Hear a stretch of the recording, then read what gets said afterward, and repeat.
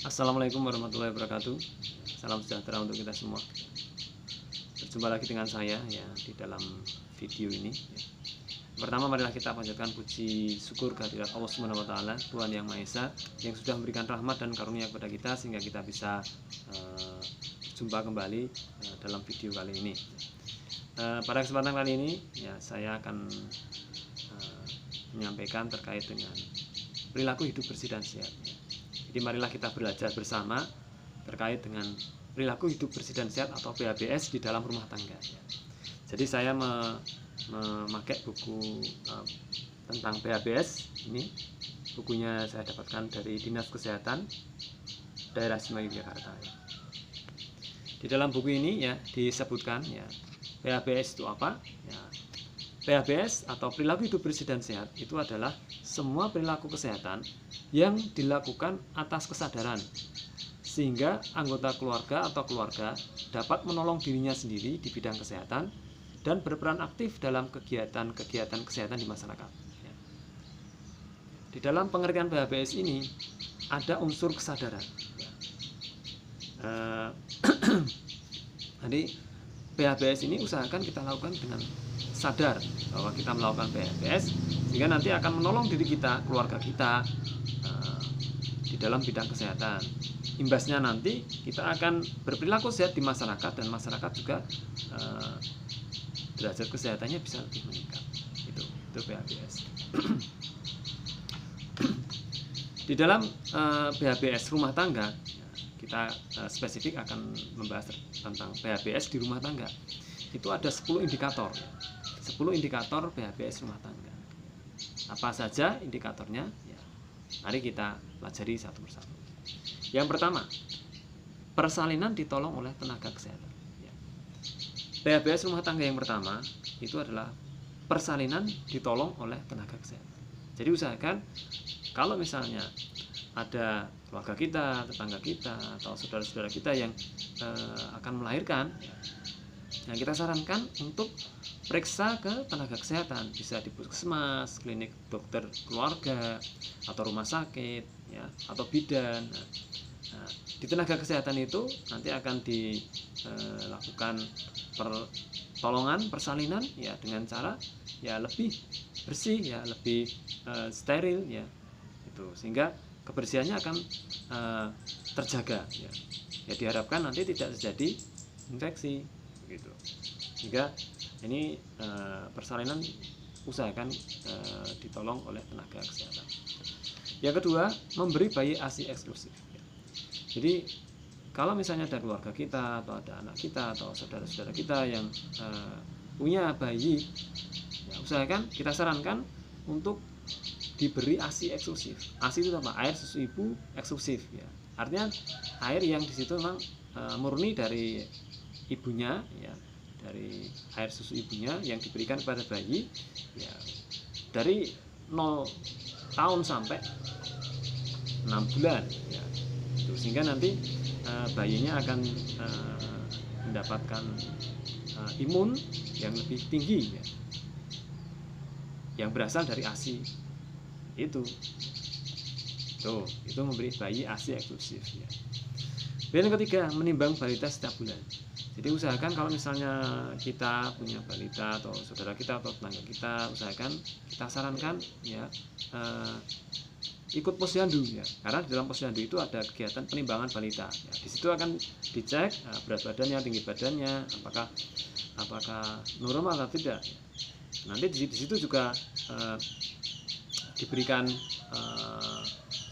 suplemen, ya, makanan-makanan yang bergizi yang bisa untuk meningkatkan kesehatan balita itu, ya, supaya berat badannya tidak turun dan supaya tinggi badannya bisa naik dengan baik. Itu diberi tambahan gizi, ya, itu di posyandu.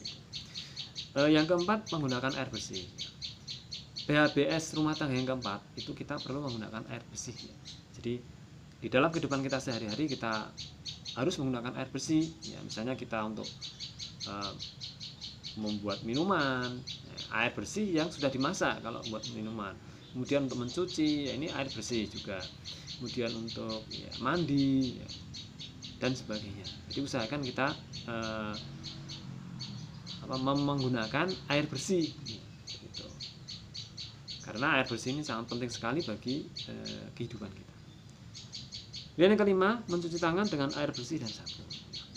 Jadi karena kita mungkin sudah melakukan kegiatan dan tangan kita sudah dipakai untuk memegang macam-macam benda, nah, usahakan kita setelah melakukan kegiatan itu kita cuci tangan, ya.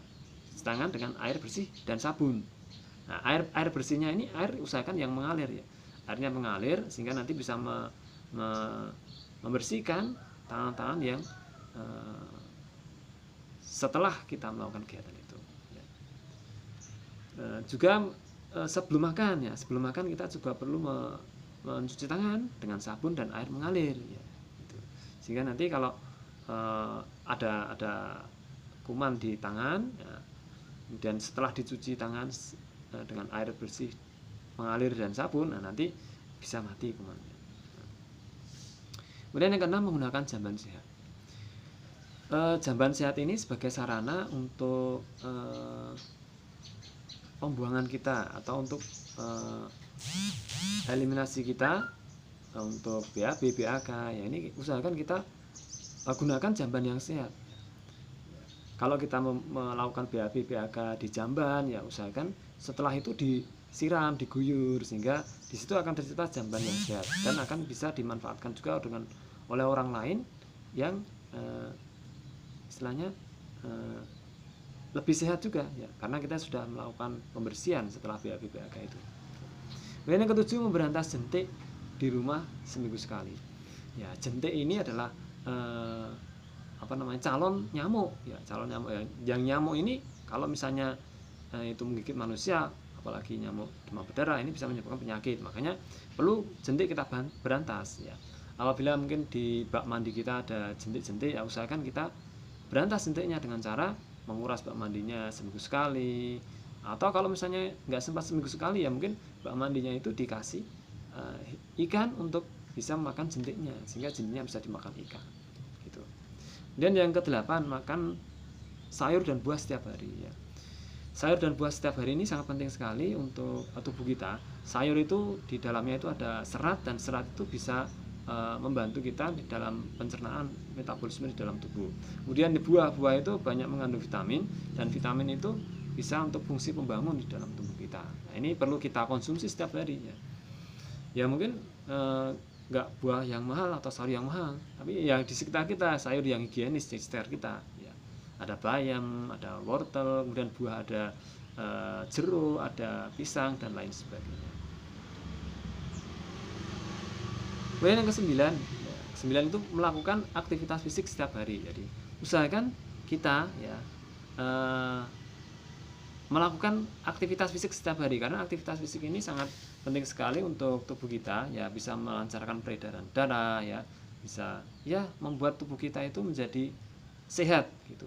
Aktivitas fisik contohnya misalnya jalan, kemudian olahraga, kemudian, ya, naik tangga, kemudian bersepeda, kemudian bekerja di luar rumah, ya, ya, membersihkan halaman, ya, mencuci mobil, mencuci motor, ya, menyapu dan sebagainya. Itu aktivitas fisik yang bisa kita lakukan untuk menjaga kesehatan kita.